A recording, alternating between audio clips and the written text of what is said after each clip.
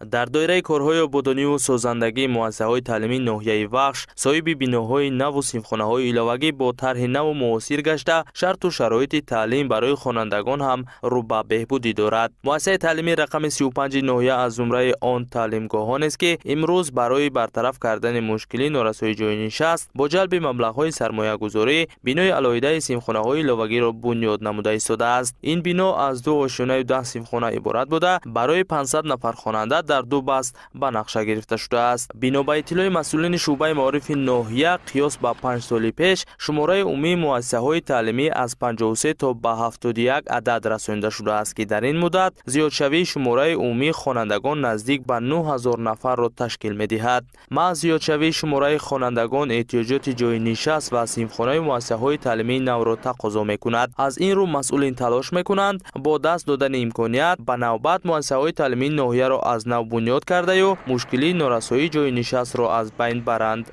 در نزد 13 مؤسسه تعلیمی ساختمان 67 سیمخانه ایلاوگی با دستگیری مقامات اجرایی حکومت دولتی و دستگیری والدین خواندگان ساختمانشون رفته شده است. ساختمان با مقصد فرا گرفتن کودکان سن سال تا مکتبی در نزد 8 مؤسسه تحصیلاتی تا مکتب کودکان با مقدار 768 نفر فرا گرفته شدند. این چنین با مقصد بیشتر زیادتر فرا گرفتن خواندگان سن سال تا مکتبی در نزد 7 مؤسسه تعلیمی ساختمان 10 سیمخانه برای مرکزهای انشای بروقته کودک رفته ایستاده است. بنای سیمخانه‌های ایلاوگی مؤسسه تحصیلات میانه عمومی رقم 17 در دهه استقلال جماعت دهات وحدت ناحیه با دستگیری حکومت جمهوری و شریکان رشد ساخته شده است. بنای مذکور از 4 سیمخانه و اتاق کاری آموزگاران عبارت بوده، 200 نفر خواننده را در 2 بست به تعلیم فرا میگیرد. همچنین سیمخانه‌ها با میز و کرسی‌های زمانوی و اشیاء لازمه درسی تامین میباشد. با گفته مسئولین همه سیمخانه‌ها با سیستم گرمیدهی یگانه تامین بوده،